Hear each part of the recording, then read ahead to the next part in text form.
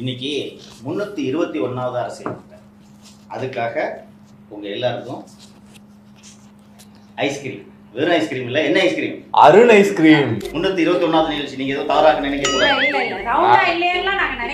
ஏன்னா சம்மந்தம் இல்லாம 300 கொண்டாடுவாங்க, 350 கொண்டாடுவாங்க, 321 அப்படின்னு நினைக்க கூடாது. Okay sir. ஏன்னா 300வது நிகழ்ச்சியை நம்ம கொண்டாடல. மக்களும் யாரும் அப்படி நினைக்காதீங்க. இது வந்து ஒன்று இருக்கிறது, அதுவும் இந்த பிராண்ட் ஐஸ்கிரீம் சாப்பிட்டு தான் கொண்டாட வேண்டும் என்ற காரணம் தேவையா? இது நல்ல பிராண்ட், சுவையாக இருக்கும். வந்து திரு அருண் அவர்களுடைய டிரான்ஸ்ஃபர் ஒரு எதிர்பாராத டிரான்ஸ்ஃபர் அப்படின்னு நினைக்கிறேன். எதிர்பார்த்த டிரான்ஸ்ஃபர் சொல்லுங்க. திடீர் மாற்றம் சார். புதிய தலைமுறை சேனலில் வந்து அருண் அவர்களுடைய டிரான்ஸ்ஃபர் அந்த நியூஸ் வருது. கீழே கமெண்ட்டில் ஃபுல்லாக வந்து சவுக்கு சவுக்கு சவுக்கு வாழ்த்துக்கள் அப்படின்னு தான் இருக்குது. நம்ம சேனலில் வந்து நம்மளுடைய ஆடியன்ஸ் வாழ்த்துக்கள் சொல்கிறாங்கன்னா அதை புரிஞ்சிக்க முடியுது. மற்ற சேனல்கள்லையும் போயிட்டு உங்களோட பெயரை தான் குறிப்பிடுறாங்க. ஸோ எப்படி பார்க்குறீங்க?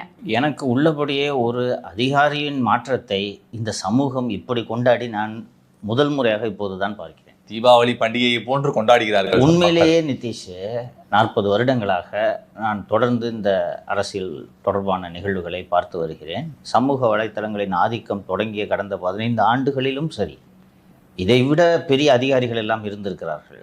2011 1 மார்ச் 2011 அன்று தேர்தல் நோட்டிஃபிகேஷன் வருது.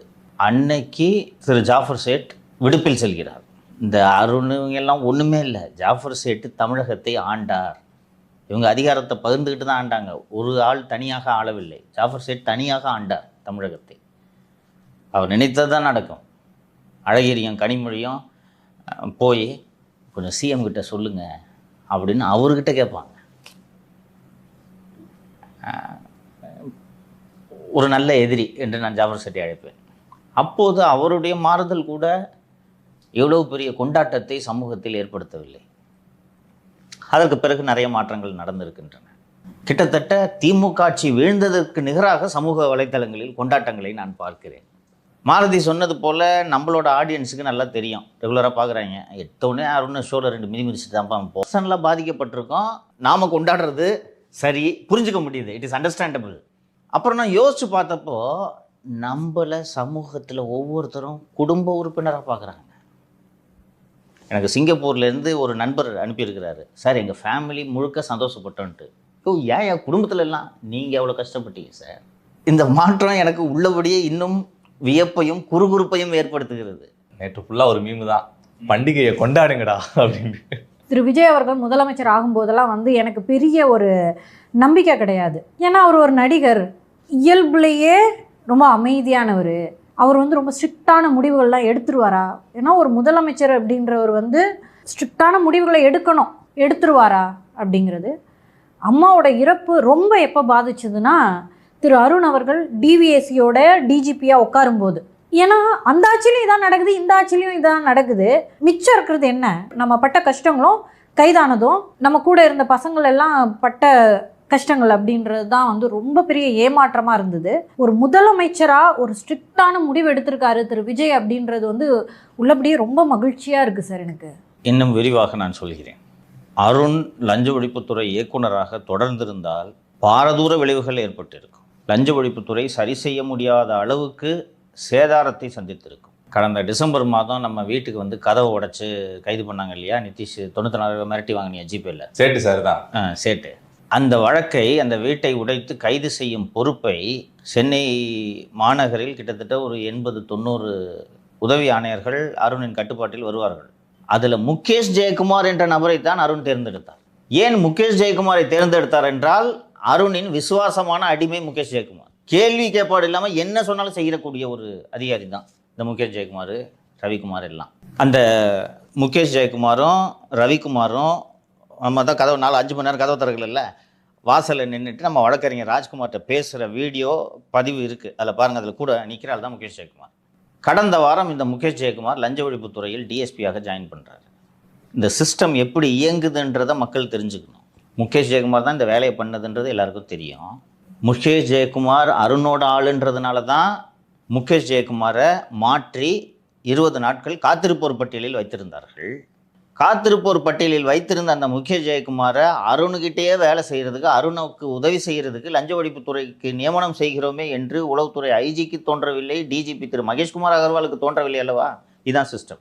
இங்கே இதெல்லாம் சீஃப் மினிஸ்டர் பார்த்துட்டு இருக்க முடியுமா? முடியாது. ஸோ அங்கே லஞ்ச ஒழிப்புத்துறையில் போய் உட்கார்ந்துக்கிட்டு இந்த அரசுக்கு எதிரான வேலைகளை செய்து கொண்டு அவருக்கு வேண்டிய அதிகாரியை லஞ்ச ஒழிப்புத்துறைக்கு அருணால நியமனம் செய்து கொள்ள முடிகிறதா? முதலமைச்சர் திரு விஜய் அவர்கள் ஓடு ஓடு ஓடுன்னுன்ற மாதிரி சிங்கப்பூருக்கு ஓடிட்டாரு அப்படின்னு முதல் நாள் பேசுகிறாரு. அடுத்த நாள் வந்து ஏவா வேலு அவர்கள் நாங்கள் ஓடவும் இல்லை ஒளியவும் இல்லை அப்படின்னு சொல்லிட்டு வீரவசனம் பேசுகிறாரு. ஸோ இப்போ இது என்ன ஆகுதுன்னா, டிவிகே கவர்மெண்ட்டு அவங்க எடுக்கிற முடிவுகளில் லீக்கேஜ் இருக்குது அப்படின்றத புரிஞ்சுக்கிட்டு தான் வந்து அதை தொடர்ந்து நம்மளும் பேசுகிறோம். திரு அருண் அவர்கள் ஏற்கனவே ஏவா வேலு அவர்களை கைது பண்ணுவதற்கான வாய்ப்புகள் இருக்குன்ற இன்ஃபர்மேஷனை பாஸ் பண்ணிட்டாரு. எப்போ வந்து அவங்க வீட்டுக்கு சர்ச் போகிறாங்களோ, நீங்கள் ஏன் வரீங்க, வேறு அதிகாரிகள் தானே வரணுன்ற அளவுக்கான தகவல்கள் பரிமாறப்பட்டிருக்கு அப்படின்றது. ஸோ இதை புரிஞ்சுக்கிட்டாங்க. அதனால தான் இந்த மாற்றம் நம்ம புரிஞ்சுக்கலாமாங்க சார்? விரிவாக சொல்கிறேன் மாலதி. அருணுக்கு கீழே வேலை செய்து கொண்டிருந்த நபர்கள் எல்லாம் வசூலை வாரி குவித்த ஊழல் பெருச்சாளிகள். இந்த ஒரு மடிப்பாக்கம் இன்ஸ்பெக்டர் துரை ரவிக்குமாரோட மகள் லக்ஷனா ரவிக்குமார் சென்னையிலேயே ஒரு தனியார் மருத்துவக் கல்லூரியில், என் பேர் சொல்லிட்டேன், சென்னையில் இருக்கக்கூடிய ஏசி சண்முகம் மருத்துவக் கல்லூரியில் 3ஆம் ஆண்டு எம்பிபிஎஸ் படிக்கிறார். ஃபீஸ் மட்டும் 3 வருஷத்துக்கு 75 லட்ச ரூபா கட்டியிருக்காரு. இன்ஸ்பெக்டர் சம்பளத்தில் 75 லட்ச ரூபா உனக்கு ஏது? 75 லட்ச ரூபா ஃபீஸ் சாதாரணமாக ஒரு மகளுக்கு கட்டுகிறார் என்றால் அவருடைய வருமானம் என்னவென்று யோசித்து பாருங்கள். அது அவருக்கான சொத்து குவிப்பு வழக்கு தனியாக தயாராகி கொண்டு இருக்கிறது. 75 லட்ச ரூபா ஃபீஸு கட்ட முடியுதுன்னா எவ்வளவு பெரிய உல்லாசமான வாழ்க்கையை இவர் வாழ்ந்து கொண்டிருக்கும். அந்த உல்லாசமான வாழ்க்கையை வாழ்வதற்கு உதவி செய்ததற்காகத்தான் அருணுக்கு விசுவாசமான அடிமைகளாக இந்த அதிகாரிகள் இருக்கிறார். இப்போ முகேஷ் ஜெயக்குமாரை கொண்டு போய் நீங்கள் லஞ்ச ஒழிப்புத்துறையில் போட்டிருக்கீங்க. லஞ்ச ஒழிப்புத்துறைக்கு இப்போது திருமதி மகேஸ்வரி பொறுப்பு இயக்குநராக நியமிக்கப்பட்டிருக்கிறார்.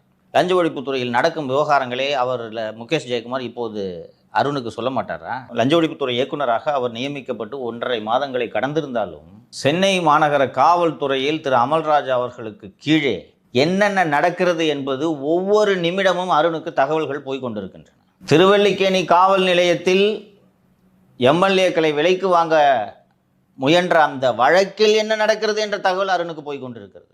அவர் மூலமாக திமுகவுக்கும் போய்கொண்டிருக்கிறது. அரசகுமார் 300 கோடி தனியார் பள்ளிகளிடம் வசூல் செய்த வழக்கில் என்ன நடக்கிறது, அன்பில் மகேஷை எப்போது சம்மன் செய்ய போகிறார்கள் என்ற தகவல் இன்னமும் அருணுக்கு போய் கொண்டிருக்கிறது. இதுதான் சிஸ்டமிக் டேமேஜ்னு சொல்கிறாங்க. எனக்கு தெரிந்து திரு அமல்ராஜ் அவர்கள் வெளில சொல்ல முடியாமல் திணறிக் கொண்டிருக்கிறார் என்று நான் புரிந்து கொள்கிறேன். அந்தந்த அதிகாரிகள் அதே இடத்தில் பணியாற்றி கொண்டிருக்கிறார்கள். ரவிக்குமார் அதே மடிப்பாக்கம் ஸ்டேஷனு, சேட்டு நந்தம்பாக்கம் ஸ்டேஷனு, அந்தந்த ஏசிஸ் அதே இடத்துல இருக்காங்க. மத்திய குற்றப்பிரிவில் யாரையும் மாற்றவில்லை. சென்னை மாநகர உளவு பிரிவில் இன்னமும் ராமமூர்த்தி மற்றும் சக்திவேல் இவர்கள் 2 பேருமே அருணுடைய அடியாட்களாக இருந்தவர்கள். அவர்கள் தான் பணியாற்றி கொண்டிருக்கிறார்கள். சென்ட் தாமஸ் மவுண்ட்ல இருக்கிற சீனிவாசன் டிசி, பைக்கை தூக்குன டிசி, இன்னமும் அதே இடத்தில் பணியாற்றி கொண்டிருக்கிறார். ஸோ இது என்ன, இந்த சிஸ்டமே கொலாப்ஸ் ஆகி இருக்கு, இது ஒன்றும் தேராது என்று நினைத்த போதுதான் அருணுடைய இந்த மாறுதல் உத்தரவு வந்திருக்கிறது. மாலதி அவர்கள் இவர் ஒரு சினிமா ஆக்டர் தான் அப்படின்னு நினச்சேன். இந்த மாதிரி ஒரு உத்தரவு, ஒரு உறுதியான ஒரு உத்தரவு விஜய் அவர்களிடமிருந்து வரும் என்று நான் எதிர்பார்க்கவில்லை. யாருமே எதிர்பார்க்கவில்லை என்பதுதான் உண்மை. அருணை மாற்றணும்னு சிஎம் முடிவெடுக்கிறாரு. அருண் இந்த இடத்துக்கு கொண்டு வந்தவங்க விட்டுருவாங்களா? அருணை இந்த இடத்திற்கு கொண்டு வந்தது கலைச்செல்வன் மற்றும் ஜான் ஆரோக்கியசாமி. விஜய்க்கு அருண் இப்படிப்பட்டவர் அப்படிப்பட்டவர் தெரியுமா? இல்லை நம்ம ரேலியை நிப்பாட்டின ஒரு ஆளை இங்கே வந்து போடுறீங்களே அப்படின்னு தோணியிருக்கோம் அவருக்கு. நீங்கள் தானேப்பா இவர் நம்ம பிரச்சாரத்தை தடுக்கிறாரு, இவரை மாற்றணும்னு கம்ப்ளைண்ட் கொடுக்க சொன்னீங்க. நானே போய் செக்ரட்டரியேட்டில் கொடுத்தேனேப்பா. இப்படி சொல்லியிருப்பாங்கன்னு நினைக்கிறேன் சார். இல்லை திமுக கூடவே இருந்தார் போன ஆட்சி ஃபுல்லாக. ஸோ திமுக பண்ணுற தகிடு தத்துவம் வேலைகள்லாம் தெரியும், இவரை நம்ம யூஸ் பண்ணிக்கலாம் அப்படின்னு. இந்த தகுடு தத்துவத்தெல்லாம் பண்ணவரே இவர் தான் சார். இப்போவும் உருட்டியிருக்காங்க. அந்த அருணை லஞ்ச ஒழிப்புத்துறை இயக்குனராக நியமித்த மறுநாளே தவறு செய்து விட்டோம் என்பதை விஜய் அவர்கள் உணர்ந்து விட்டார். ஏன்னா அவர் கட்சி தொண்டர்களே விமர்சனம் செய்கிறார்கள். நோ, நான் அது உங்களை பிரச்சாரம் பண்ண விடாமல் தடுத்தவர் நான் தாலே, நானா அவரை போய் போட்டிங்களேண்ணா, இது தப்புண்ணா. அவர்களே விமர்சனம் செய்தார்கள், நாம் விமர்சனம் செய்தோம். அப்போதே இதை மாற்றலாம் என்று முடிவெடுத்த போதெல்லாம் கலைச்செல்வன், ஜான் ஆரோக்கியசாமி என்ற இரட்டை குழல் துப்பாக்கிகள் உதயநிதியை கைது பண்ணுறதுக்கு இவர் உதவுவார். ஏன் வெங்கட்ராமன் கைது பண்ண மாட்டாரா? Venkatraman go by evidence. அதுதான் விஜய் அவர்களுக்கும் நல்லது. ஒரு எவிடன்ஸ் பேஸ்டு கேஸில் உதயநிதி ஆகட்டும், ஸ்டாலின் ஆகட்டும், அல்லது திமுக அமைச்சரவையை சேர்ந்த யாராக வேண்டுமானாலும் இருக்கட்டும், கைது செய்யப்பட்டால் ஒருவரும் அவர்கள் மீது குறை சொல்ல முடியாது, இந்த ஆட்சியின் மீது குறை சொல்ல முடியாது. ஏவா வேலுவையே கைது பண்ண மாட்டேங்கிறாரு, உதயநிதி எப்படி சார் பண்ணுவார்? இவங்க அப்படி தான் உருட்டுறாங்க போட்டு. ஒரு பெரிய போஸ்டிங்க்கு வந்திருக்கோம், கண்டிப்பாக தமிழக மக்களாக இருக்கட்டும், தமிழக முதலமைச்சர் திரு விஜயா இருக்கட்டும் நம்மளை உற்று பார்த்துட்டு இருப்பாரு. ஸோ அட்லீஸ்ட் ஏவா வேலுவை கைது பண்ணி நம்ம வந்து ஒரு பேர் வாங்கணும், இல்லைங்க நீங்கள் நினச்சதெல்லாம் தப்புங்க அப்படின்ற ஒரு பேர் வாங்கணுன்ற எண்ணம் ஏன் சார் திரு அருணுக்கு இல்லை? 20 கோடி வேலு கொடுப்பார், நீங்க கொடுப்பீங்களா? விஜய் கொடுப்பாரா? அவர் நீ லஞ்சம் கொடுப்பியா? அவருக்கு பேர் முக்கியமா மாமூல் முக்கியமா சார்? லஞ்சமே வாங்காதீங்கன்றாரு யாரு? திரு விஜய். நான் சாதாரண பொதுமக்களிடம் வாங்கவில்லையே, ஏற்கனவே லஞ்சம் வாங்கியவர்களிடம் வாங்குகிறேன், தவறில்லையே. லஞ்ச ஒழிப்புத்துறையின் வேலையை அதை லஞ்சத்தை வசூலிக்கிறேன். அப்படிதான் லஞ்சத்தை ஒழிக்க முடியும். ஏற்கனவே அவங்க வாங்கின லஞ்சத்தை பறிமுதல் செஞ்சு நான் பாக்கெட்டில் போட்டுக்கொள்வதன் மூலம் நான் லஞ்சத்தை ஒழித்து விட்டேன். அடடே, சீரியஸா இதுதாங்க. 5000 கோடி வச்சிருக்காருங்க.